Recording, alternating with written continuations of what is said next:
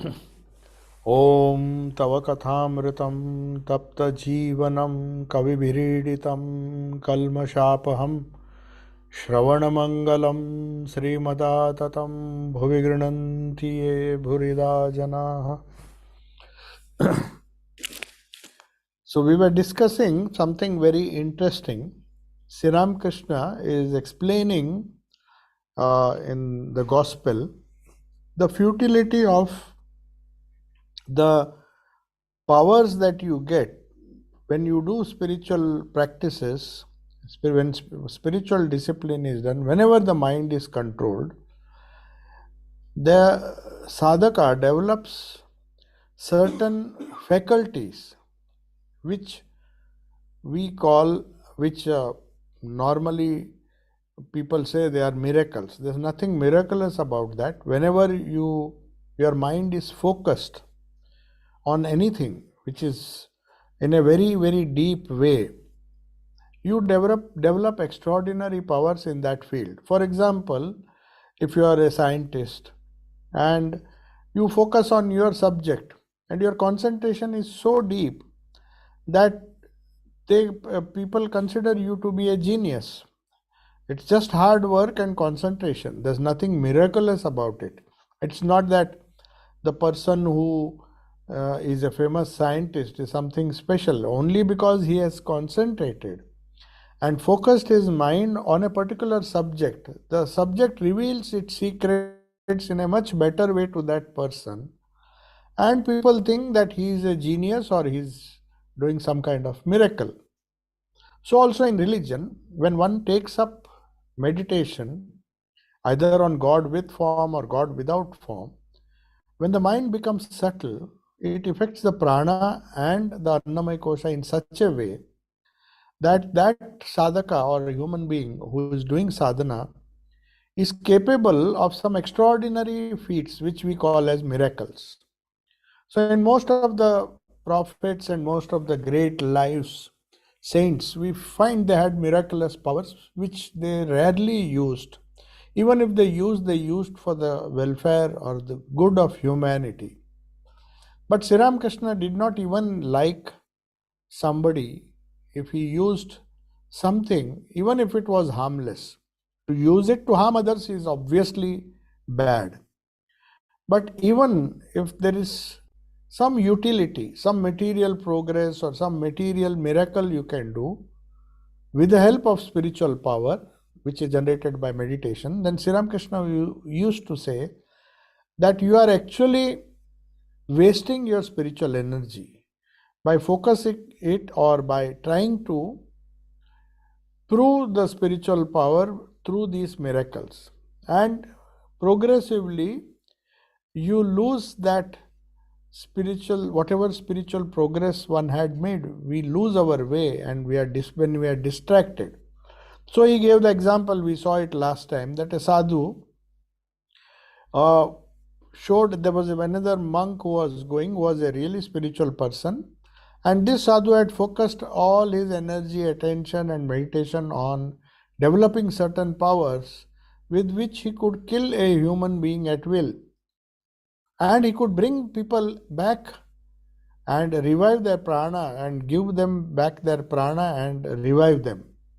So this sadhu, another sadhu who was a very wise sadhu, asked this monk, they say you have developed some wonderful powers, can you demonstrate? So he just killed an elephant which was passing by.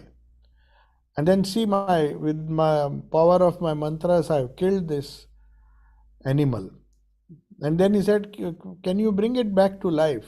So he just wanted to see what this sadhu, as he claims that he can even bring back to life somebody who is dead. So he brings back to life and the elephant gets up again, the dead elephant.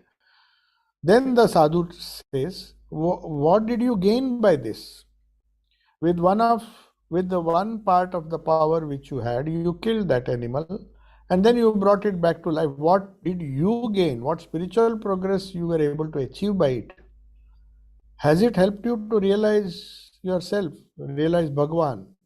Saying so, this wise sadhu disappeared. Perhaps that sadhu who was wasting his time got a hint. That's why Sri Ramakrishna, after quoting this, says, religion is a very delicate matter. Even the smallest trace of desire. Now, what was the reason why this sadhu was doing all these miracles? His hard earned spiritual merit, which he had earned by doing regular spiritual practices, he was just wasting on this trivial thing, trivial miracle which he was doing. And no doubt it was something which was not normal, and people came in large numbers to see him doing all these miracles. But in the process, he lost all his powers. So he says, even if you have a small desire, like curing somebody or doing some miracle, uh, performing some miracles which show that you are not ordinary, you are extraordinary, you have extraordinary powers, that even a smallest trace of desire, Sri Ramakrishna says, religion is such a delicate matter that even if you have a desire, it can stop you from attaining the Lord. Somehow this desire to perform miracles or something, to use the power that you have developed through your sadhana, will be somehow utilized in a very trivial way and in a very gross way, and it will all be wasted. So all the efforts that you did would be wasted. To such an extent that Sri Ramakrishna says, even if there is a thread will not pass through the eye of a needle if its end has any fibers which are sticking out. These fibers are like desires. They prevent the thread from passing through the eye of a needle. Now, even if one fiber, even if one single desire is there in any sadhaka or any person who is doing sadhana, he will find that he will not reach the goal. That is, the thread will not pass through the eye. So Sri Ramakrishna is now giving another example.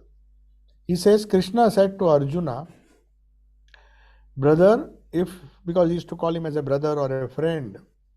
So Krishna is giving a piece of advice. He says, if you wish to attain me, even attain me means attain the Lord in his real,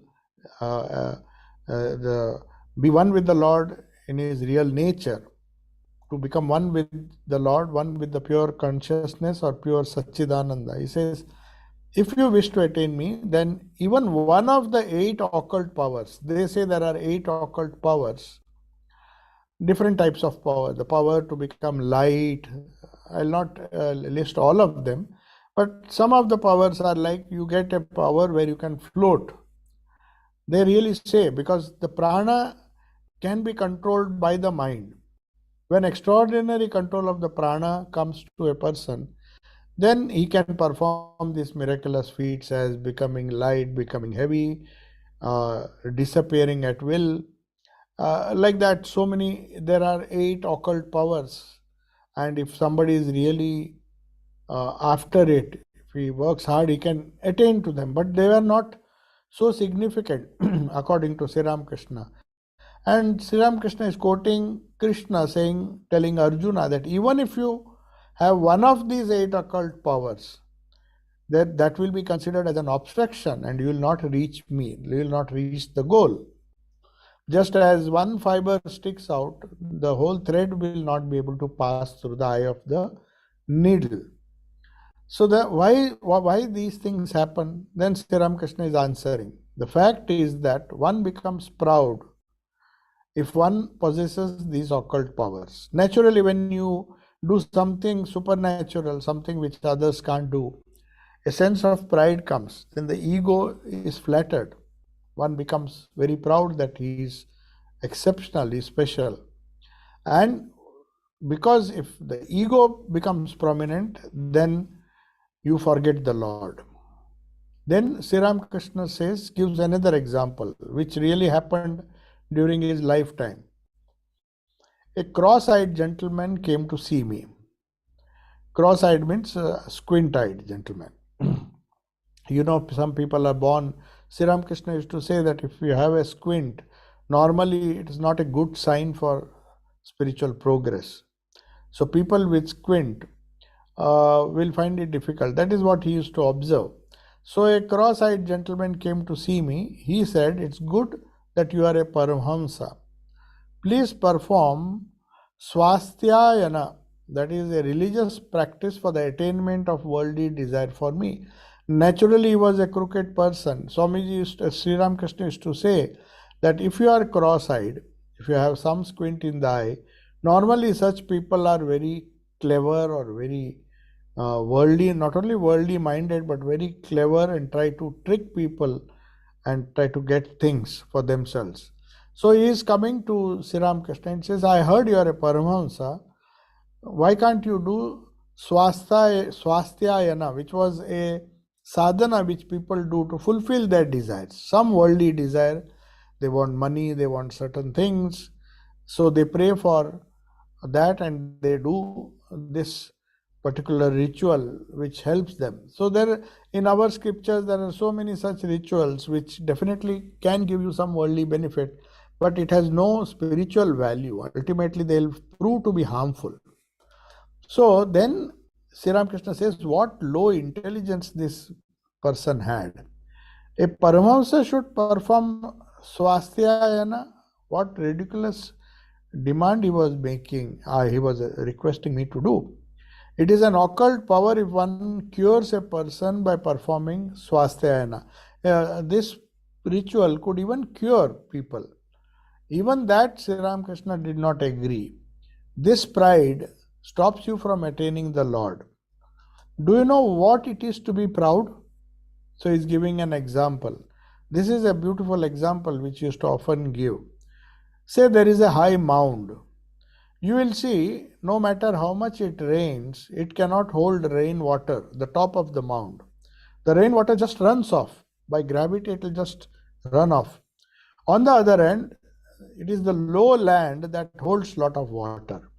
It helps plants to germinate and grow into trees. So big trees, big plants don't grow on the top of the hills because they do not retain water. Whatever water falls, they go to low-lying areas. That's why you'll find the low-lying areas full of greenery. That's what Sri Ramakrishna seems to be telling. What he is hinting at is if you are very proud, it's like the top of the hill. You feel that you are superior to everybody else. But unfortunately, the top of the hill will not hold water, means you will not gain anything. But those who are humble, very lowly, on the lowly lands, the water gathers and there is harvest, it germinates. There's a lot of water which can be stored there. So the more humble you are, the more spiritual attainment you can have. Then the next subheading is love all. Love dispels egoism and leads to God realization. So now pointing out the difficulty, how ego obstructs our spiritual progress, is Sri Ramakrishna is giving a good solution. He's saying if you love all, then you don't have that ego. If you hate somebody, then you feel that I am superior to him or her. So if you dispel this egoism, he says it will automatically lead to God realization. And then he says, so I say to Hajra. Hajra was a very egotistic person. He used to feel that he has more knowledge than even Sri Ramakrishna, and sometimes used to boast. He used to sit at the door of Sri Ramakrishna's room and stop people and ask them. Some people who were newcomers, they would not realize. They thought, oh, and he used to simply tell them all sorts of things and confuse them, but they thought he's such a wise person. And after all, they would perhaps go back without even seeing Sri Ramakrishna. So he was a bit of a bother there, but still Sri Ramakrishna was so kind enough to allow him. But he distracted, or he was responsible for many people getting these wrong ideas. And he was full of ego. He used to say, what will you go and learn there? He doesn't have full knowledge. He doesn't even know what he is preaching. And many things he used to criticize. But Sri Ramakrishna quietly bore, and he, whatever he said, he did not object. He used to just laugh it away. So he knew that those who really deserve to come will come to him, to Sri Ramakrishna. And those who really don't deserve, they'll be perhaps distracted and go away by just meeting Hajra. So, in a way, he thought it is the divine mother's. Once or twice he got angry with him, but then he even said that I'll pray to the divine mother. He was so egoless. He said, I'll pray to divine mother that you are confusing so many people. So let her take you away from Dakshineshwar. But this Hajara would not go. And after a few months, he said, see, you prayed to the divine mother, but see, nothing has happened. I'm still here. So Sri Ramakrishna said, if that is mother's will, what can I do? You see the lack of ego in Sri Ramakrishna. He didn't feel. He just took it as divine mother's will. Maybe that is also her way of filtering good people from the bad. If people want to listen to Hajra and not come in and not get the benefit of real advice, then Hajras will be there. So maybe she has empowered him to do this. So Sri Ramakrishna was fine with that. He said yes, he got irritated in the beginning, but when he found that it is due to divine mother's will, he is still there. He said, let him be there, let him do his job, I'll do my job. Whoever deserves will come. I remember one beautiful incident in America where, or maybe it was England, I don't know. Swami Vivekananda was trying to convince a old woman who was very stubborn and would not listen. She was very fond of criticizing anything and everything that Swamiji said.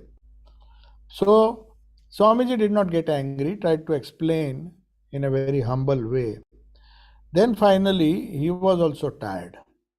So he said, Madam, very politely he said, Madam, what I am is written on my forehead. If you can read it, the benefit is yours.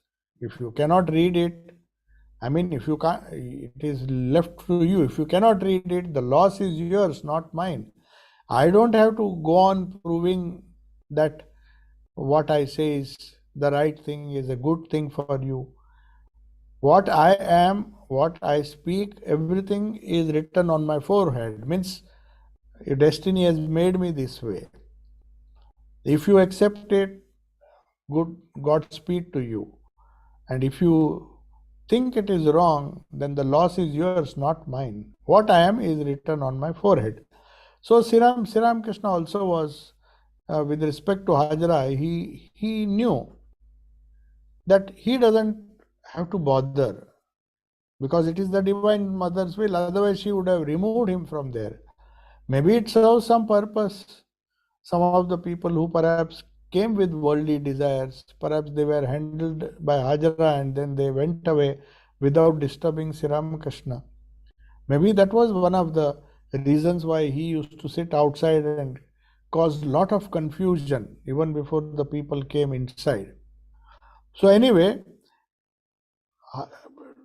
Sri Ramakrishna once told Hajra in his own simple and humble way, see, please don't think that you alone understand everything and everyone else is a fool. That was the attitude Hajra had. He said, it is harmful for you if you have this attitude, that you alone understand everything and everybody else is a fool. Then he said, you must love everyone. Nobody is a stranger in this world. Hari dwells in all beings. So he's trying to show the practical application of seeing God in everyone. You may not disagree with a person. For that reason, it's not necessary to think there is some purpose in creation which is served by even fools. Fools, critics like Hajra, they have their own place in life. That is why Chaitanya Mahaprabhu was harassed by this Jagai and Madhai. Then Sri Ramakrishna once joked. He said, what will be the drama will not be interesting without villains. There will be somebody who will play the role of the villain.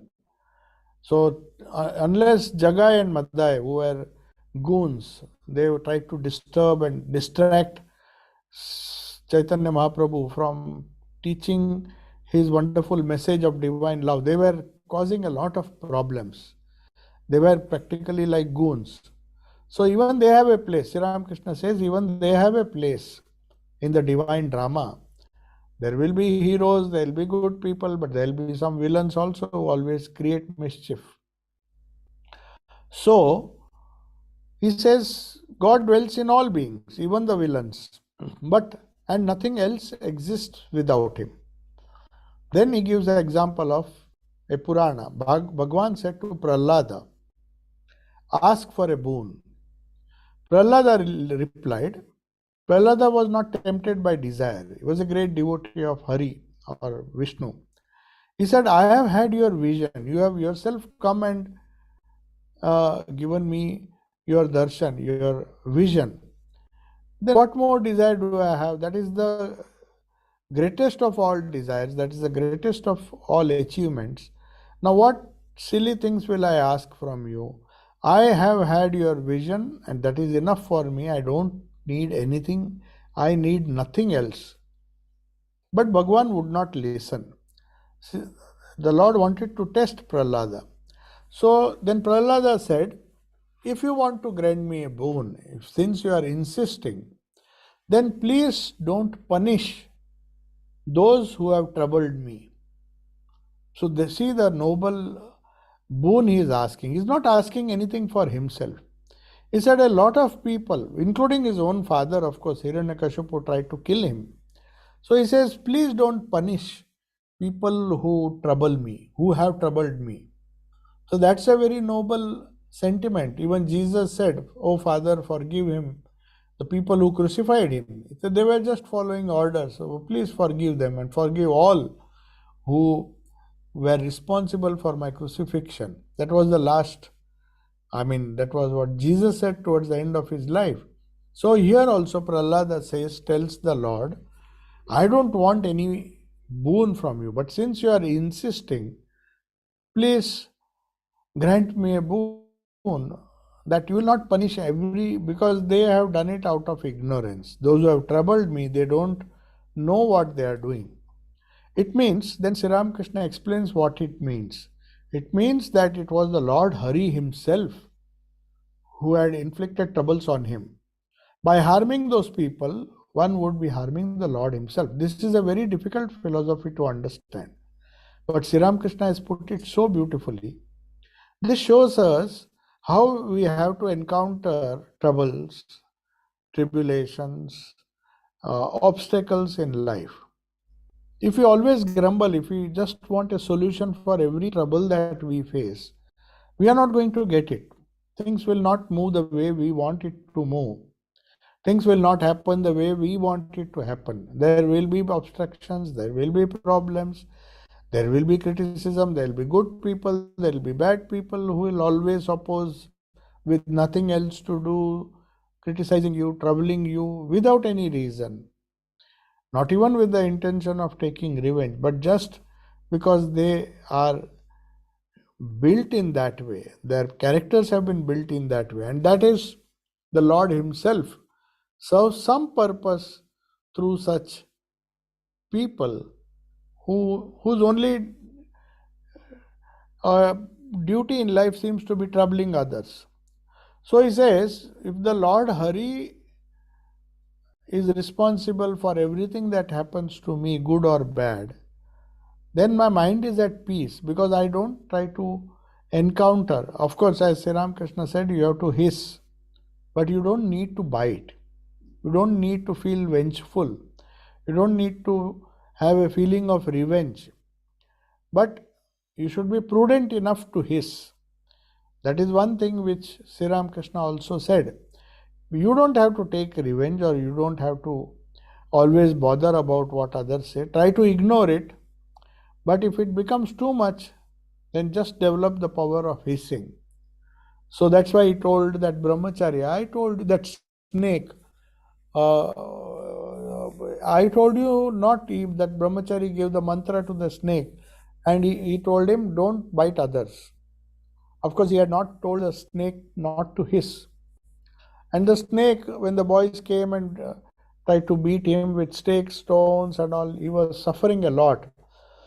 But because his guru had said that you should not harm others, you should not bite, he was just lying, and people took advantage. Seeing that he is not biting anybody, they started hitting him and almost killed him. So the brahmachari came and asked, "Why have you become so weak?" He said, "You told me not to bite others, and they have all beaten me." He said, "I told you not to bite, but did I tell you not to hiss? You could have hissed and driven them away. That doesn't mean you have to bite them."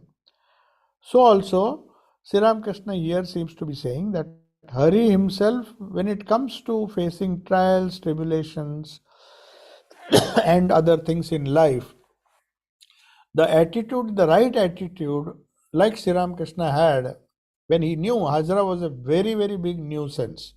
In fact, he used to confuse Swami Vivekananda also, and he used to always sit by the door at near the and with a mala and trying to behave as if he's a great sadhaka. And some people fell for it because he was very intelligent, very he could convince people, though he had no spiritual experience. And many of the people, without even meeting Sri Ramakrishna, had to go back because of this Hajra. So anyway, but Sri Ramakrishna is very liberal even towards Hajra. He said, that's why when he first prayed, he said, people are saying that he is driving away so many people. Oh mother, if you think he is causing problems, please remove him from there. And Hajra, he told Hajra like a child, he said, I have prayed to the mother to remove you from here. He could not even conceal that. And Hajra had a nice laugh. He said, okay, let us see. And after a few months, he came and told, what happened? I am still here. Then he says, very casually, Sri Ramakrishna said, perhaps mother wants, it is mother's will, I am fine. So that shows that resigning ourselves, but at the same time, you have to the will of the Lord is the best attitude. But at the same time, Sri Ramakrishna himself said that sometimes you need to resist. Sometimes you need to at least hiss, not with the intention of harming others, but because the Lord is himself present in all the beings. Then it is our bounden duty to at least hiss so that he doesn't continue his evil ways. If we can't change, at least we can prevent them. We should not give evil people an opportunity to exploit us. So it's a very tricky thing, but Sri Ramakrishna handled it so beautifully.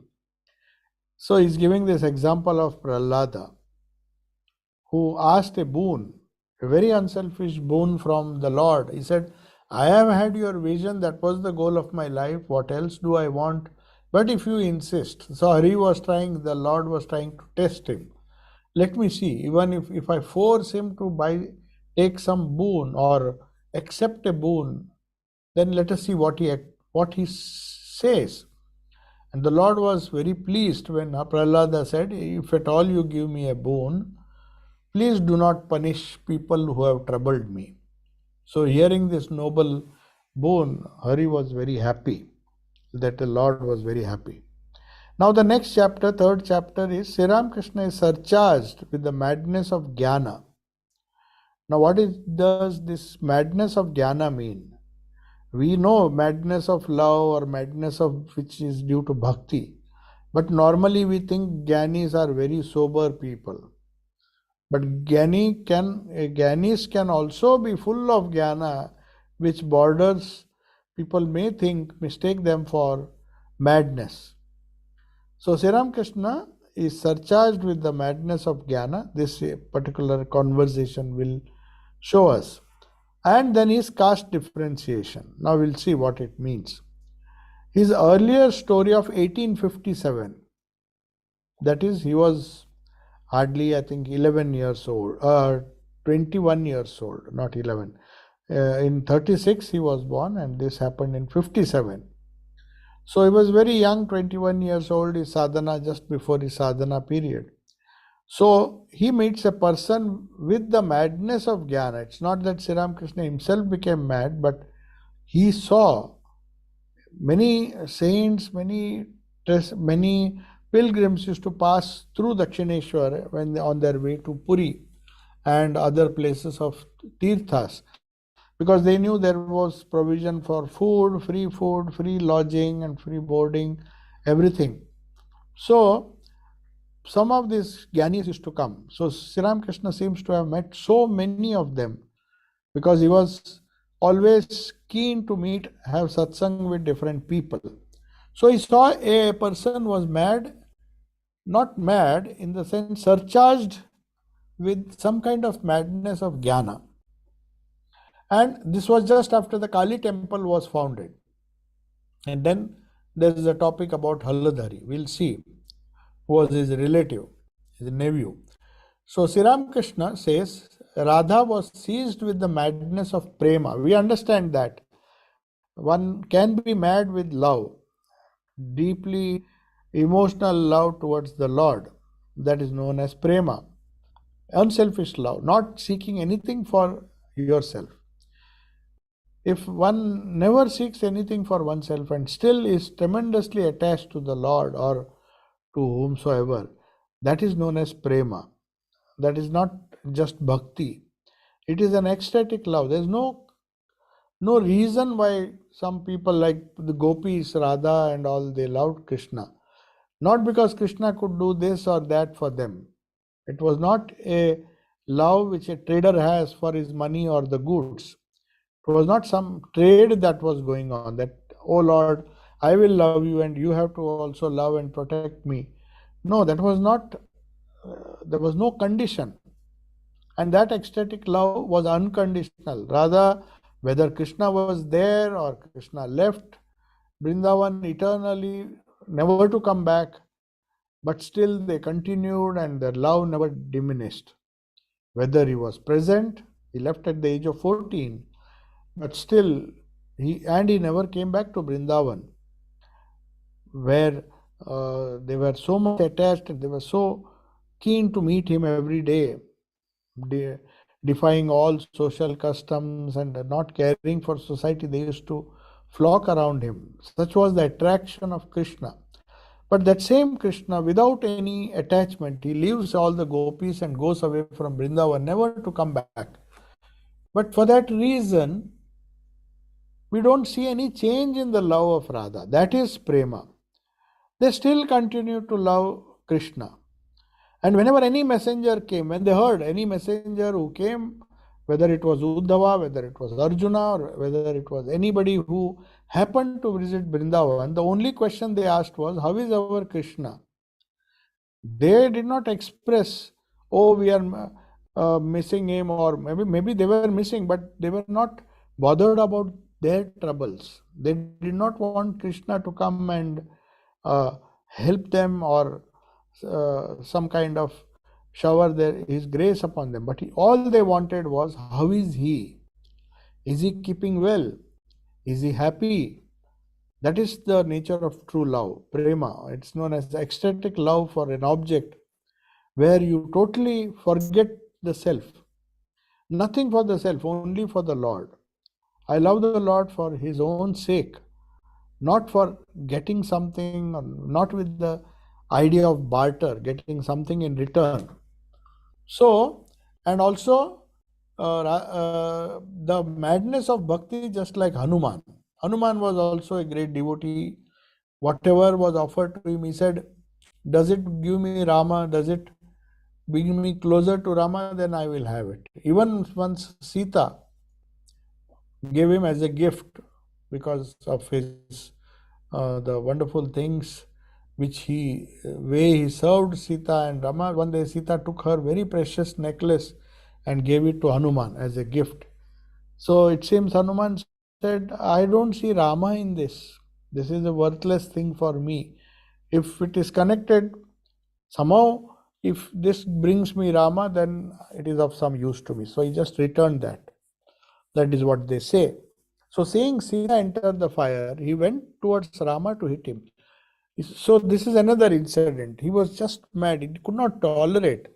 How can Rama tell Sita to enter the fire? And then there is that is madness of bhakti, intense devotion. leads to such kind of action. He did not even consider that he is going to hit Rama. And then there is the madness of Jnana. Just after Kali temple was founded, I saw a Jnani who looked very crazy. People said he belonged to the Brahmo society of Rajaram Mohan Roy. A shoe on one of his feet was tattered. He was holding a bamboo branch in one hand and an earthen pot with a mango plant in another. He took a dip in the Ganges and then entered the Kali temple. Haladari was sitting in the shrine. Later, the man began to sing a hymn in frenzy. So he started humming some song. Then he went near a dog, held its ear and shared the food that the dog was eating. Some garbage he just went and started eating. The dog also did not react. I had also begun to experience a state of divine madness.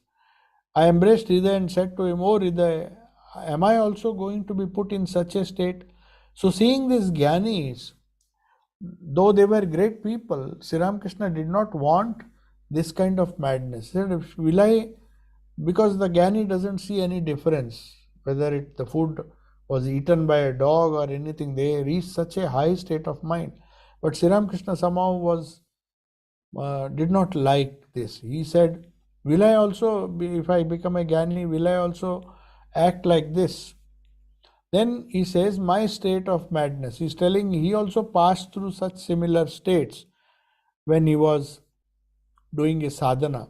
Because so intense was that sadhana, they get obsessed with the object of love, with bhakti, with the prema, with the type of love that is very unselfish, and they forget themselves. And apparently they do many crazy things. It appears like madness, but it is not madness. It is intense love. Narayan Shastri came and saw me. Narayan Shastri was a great scholar had come from Gujarat and had come from all the way walking from Western India.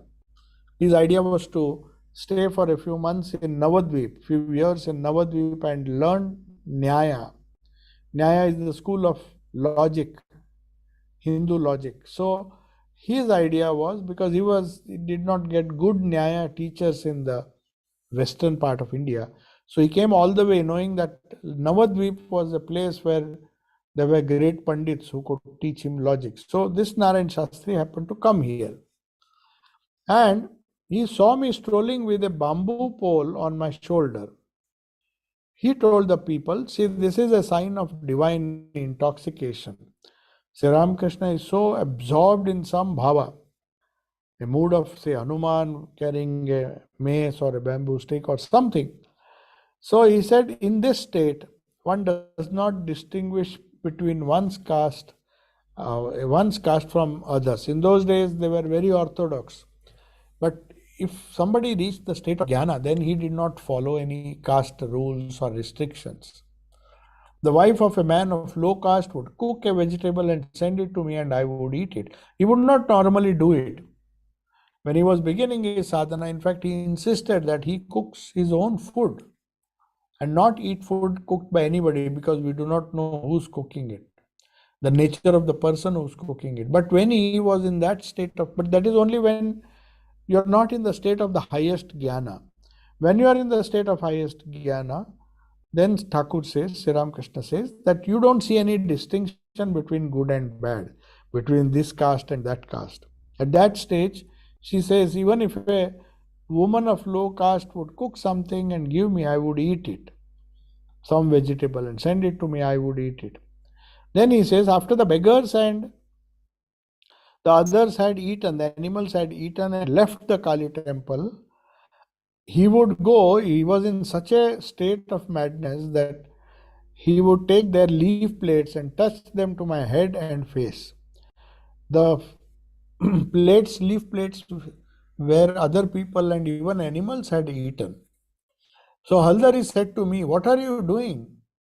You are eating the leftover food of those animals and those uh, uh, people with low caste. How will you marry off your children?" Normally, people who broke caste rules, they were thrown out of their caste. Such was the orthodoxy that if Brahmins were seen to be breaking the rules and eating with everybody and anybody, the caste rules were so strict in those days that they would be ousted from their caste. They would not, normally, nobody would marry their daughters or sons to this family. And so Haldari was very angry. He was a relative. He said, if you do this, tomorrow, can you marry your children? So Haldari was his cousin actually. He was not a nephew, he was a cousin brother. So how will you marry off your children? Because that is the main worry for a householder, that one should be married to a nice family, uh, especially when you belong to the higher caste. So here Haldari is saying, if you do like this, you cannot marry your children. They will be, because of your behavior, they will have to suffer. But then he says, that made me very angry. Sri Ramakrishna became very angry. First of all, this fellow had the guts to say that how will you marry your children, as if he would have children. He was just disgusted with this idea. And then he was my cousin. So, but he says, still it did not matter. I scolded him right and left. I said to him, oh rascal, is it for this that you study Gita and the Vedanta? You call yourself a great scholar. Is this your intelligence? He says, you teach day and night that Brahman alone is real and the world is illusory. And you think I am also, and you think and make a statement that I am going to have children? How ridiculous. Try on your study of Gita. So Thakur got angry. He said, is this what you have gained by reading the Gita? Look here, then he is telling M. Look here, mere study will not help. A person may be able to recite musical notation very nicely.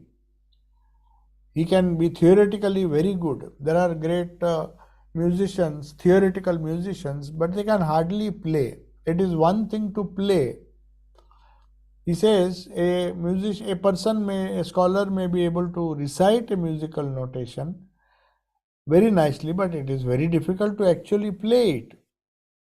So Thakur is further describing the state of intoxication of jnana that you find in the world. He is giving examples. Some of them, these people he had himself encountered, and some of them he had heard from others, or maybe he had heard some stories being told of the great jnanis of the past. He says, he's telling his past story, what happened when he went to Navadvip with Mathur Babu. Thakur falls at the feet of Chine Shankhari, was a very poor man, was selling bangles and somehow earning a living. But he was the first one who discovered or who proclaimed that Sri Ramakrishna was an avatar. He says, I was on a boat trip with Mathur Babu for several days. During that trip, we visited Navadvip. I saw that the boatmen were cooking very good food in the boat, and Mathur Babu knew that I would ask for it and eat it. So he said, Father, do come away here. He didn't want, Sri Ramakrishna was afraid that these are fishermen. If he eats food cooked by them, it's not a good thing. He belongs to a Brahmin caste. So in those days, because of orthodoxy, people would not eat with the lower caste. But Sri Ramakrishna was in such a high state of mind. He was happy with the boatmen preparing food or sharing some food which was prepared by a boatman who is supposed to have belonged to a lower caste in India in those days. So he says, Father, come away. Don't. Father means Mathur Babu used to address him as Baba. Baba means father in Bengali. So seeing like a small child, he was looking at the cooking that the boatmen were doing, and Mathur Babu understood. Said if he asks for food, then it's not good. So he says, come away, let us go. But I can't do it now. That means he can't eat food from anybody and everybody's hand. In that mode, he said, I was a jnani. I could eat anything and everything from anybody, but not more now. Now I am in a different state of mind. So you will see, Sri Ramakrishna was, sometimes it appears that he was not uniform in his conduct, but geniuses, as Swamiji also you will see in his life, he used to react and speak different things to different people. Not the same coat would fit Jack, John, and Tom. It doesn't happen. Everybody has his own size. So Sri Ramakrishna, like Swamiji after him, Swamiji also, they used to explain or emphasize certain things in a certain context. But if in a different context they would speak something else. So I was on a boat trip with Mathur Babu for several days. During that trip we visited Navadvip. So Sri Ramakrishna was just seeing how these boatmen are cooking. So he perhaps thought, what is the harm? Let me go and eat. But Mathur Babu says, no, no, no. But he cannot do it now, Thakur says. That was a stage, that was a high state of jnana where it practically appeared like madness to those people. He says, now I am a different state of mind. That's why it only rice given by a very pious man, a Brahmin, or that which is offered to the Divine Mother or the deities. And he says, what a state I passed through when he was in the highest, he was in that very high state of jnana. He behaved in peculiar ways. Said, how peculiarly, what states I passed through. In my village, I would say to Chine Shankari, was a old man, very poor man. So, and other companions of my age, brother, I fall at your feet. So sometimes Thakur also behaved in a very peculiar way, seeing the same Lord everywhere, the feeling of all-pervading Lord. He used to fall at the feet of that low-caste person. Though he was a great devotee, he simply fell at his feet. And other companions of his age. Brother, I fall at your feet. Just utter Haribol once. So he was in such a divine ecstasy, very keen, very eager to tell the whole world, please repeat Haribol, just as Chaitanya used to do. He was so humble. He used to fold his hands and request people, cajole them to repeat the name. Somehow you repeat the name of the Lord, then only you will be saved. So he says, he used to go to all his companions. Some of them were older than Sri Ramakrishna, Chinu Shakari, and everybody, and used to go and bow. He said, I will fall at your feet. Please repeat the holy name. And I could fall at anybody's feet. Even the low caste people used to go and fall at their feet. He had no sense of shame because there was no ego. So he says, Chine said, oh brother, it is your first experience of anuraga or divine love. Chine Shakari understood why he is behaving like that, why is he breaking all caste rules. He said, this is the first sign of that divine love. If you have that love, you don't have any enemies. You just bow down to everybody. So he says, that is why you see everyone as equal. This is your first stage. You will pass through this stage, you will find that everybody is equal. Everybody who has come here is equal. So, that is why you see everyone as equal. When a stormy wind blows, it raises a lot of dust, and one sees no difference between the tamarind and the mango trees. One cannot distinguish the mango tree from the tamarind tree. So he says, when you are in such a high state, you don't start judging, you don't waste your time in petty things. You just transcend them. So very often when we want to deal with people, deal with situations, when we feel exploited, when we feel that we are being cheated, one of the ways is of course to be detached from that and just ignore it. Another thing is raise your mind to such a high level that it really doesn't matter who says what. Just as Swami Thakur says here, when there is a dust storm, of bhava, you don't distinguish between a mango tree. At that time, you don't try to find out who is good, who is evil. You just tolerate everybody with the feeling that the same Lord is all pervading. So one cannot distinguish between the mango from a tamarind tree. So now the next topic is very interesting, but I'll not start it now. We will perhaps discuss in the next class, but I'll give you a hint. Master Masha has given a heading. What does Sri Ramakrishna believe in household life or complete renunciation? That is, Keshav sends doubt. So Keshav was a bit confused, and though he was a leader and he was also a householder, perhaps he was feeling a bit guilty. So he just wanted to know from Sri Ramakrishna, which is greater, a householder's life or complete renunciation? What did you believe in? What we believe in is different. Keshav has, uh, Keshav Sen has already married, so there's no question of his liking a life of complete renunciation. He can't do it now, even if he wants to. So, but he wanted to know because Sri Ramakrishna was also married, but not in the way worldly people had done. So he was asking, do you belong to do you believe in the household life or do you believe in complete renunciation? So then a devotee asks, how will a householder be able to go on with these duties of the world if he experiences such madness of bhakti or prema or intense love or jnana? Say, suppose somebody has it, will it not affect his family life? How can he do his duties if his day and night is obsessed with the Lord and either full of prema or full of jnana? So this is a very interesting question. And then Sri Ramakrishna answers, and I'll conclude, we'll not discuss this. Sri Ramakrishna says, looking at the householder devotee, there are two classes of yogis.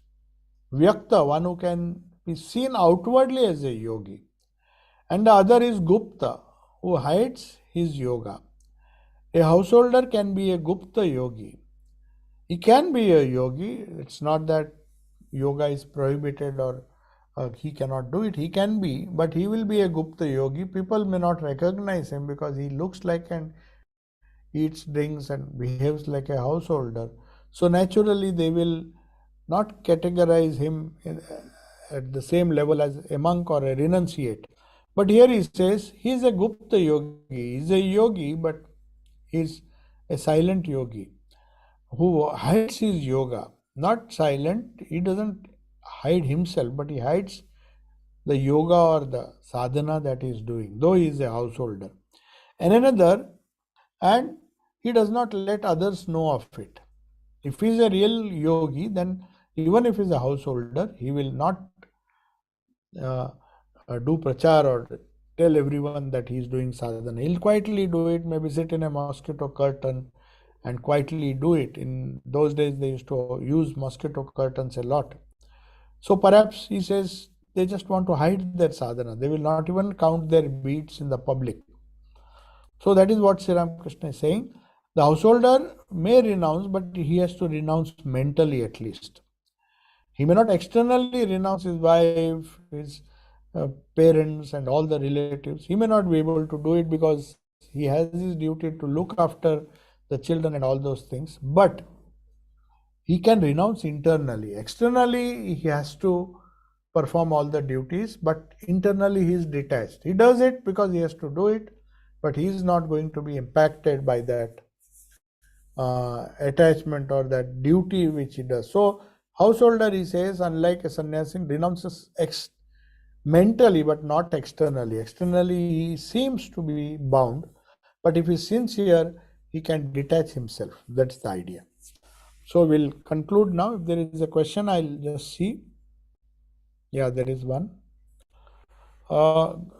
Real prema or love to someone, some object which is never disappeared, Krishna showed how this can be explained.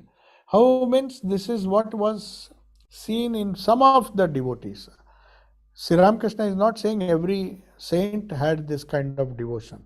Many had there are different stages of love. So prema bhakti, which he refers to, is an unconditional type of bhakti. There is love is only one-sided. Absolute nothing one expects from the Lord. If at all they want to serve the Lord or love the Lord, they will try to give nothing in return. They don't want anything in return. Just keep on giving. That's their joy. That we are serving the Lord, we are doing something for the Lord, or we're trying to see the Lord in everyone. So whatever they do, though it may sound as madness, but it is the highest love. The people who have this highest kind of love, they don't look like worldly people. So Sri Ramakrishna is clarifying that he has to, the Vyakta yogi, who has to be seen externally also as a yogi.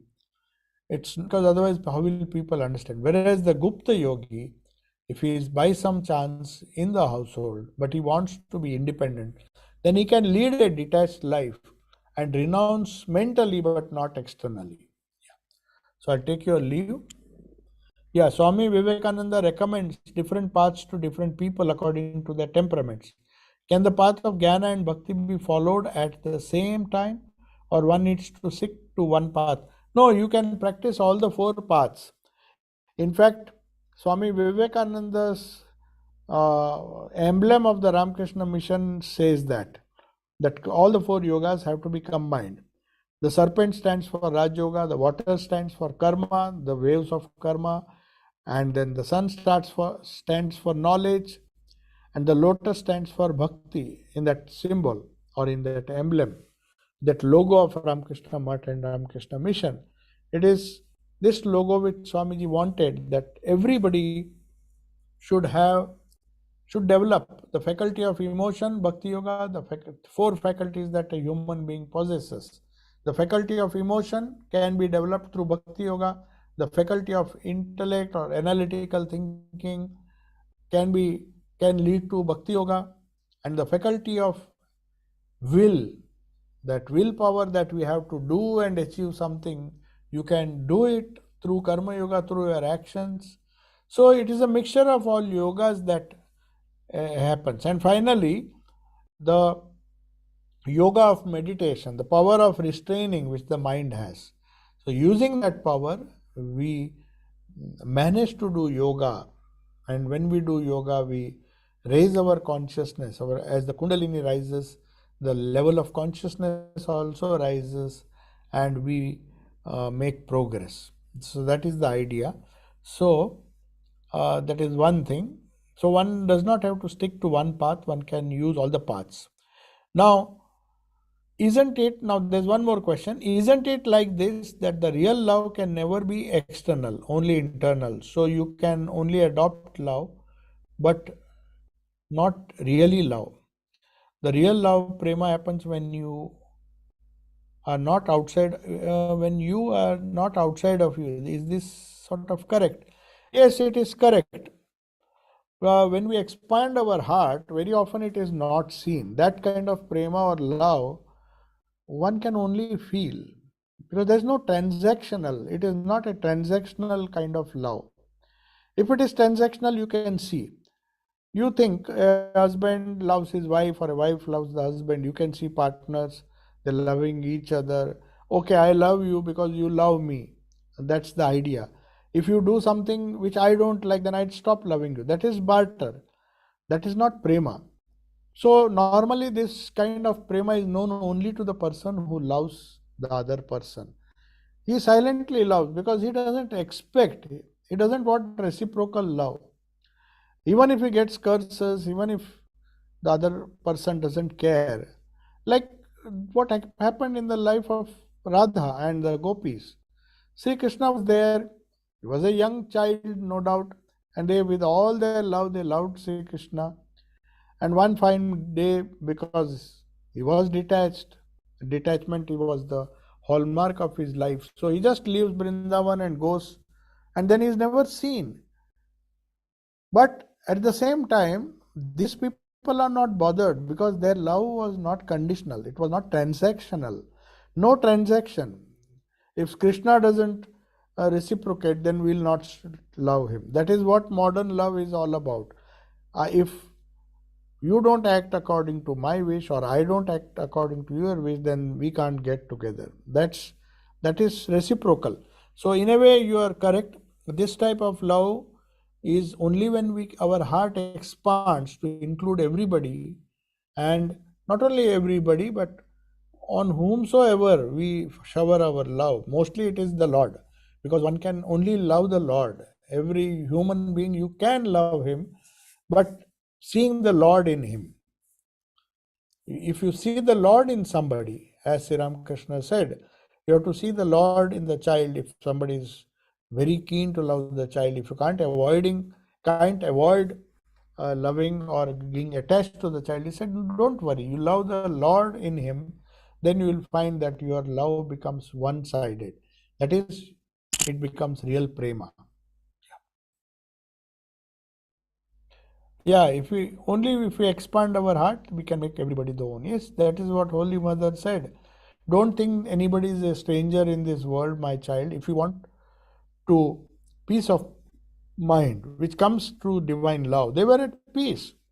No doubt they were missing Krishna, but they were at peace because they had that heart which was overflowing with love, and that was their only concern. They used to get worried only if they heard that Krishna was in trouble. So that is the kind of love a master has for his disciple, or Lord has for or the devotee with prema has for the Lord. That is, so we'll conclude. Om Shanti Shanti Shanti Hari Om Tat Sat Sri Ramakrishna Arpanamastu.